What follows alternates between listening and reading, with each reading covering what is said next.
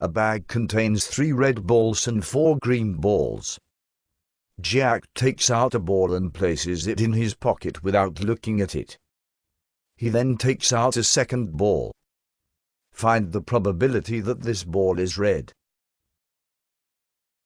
The first ball Jack took out could either have been red or green, but the second is to be red.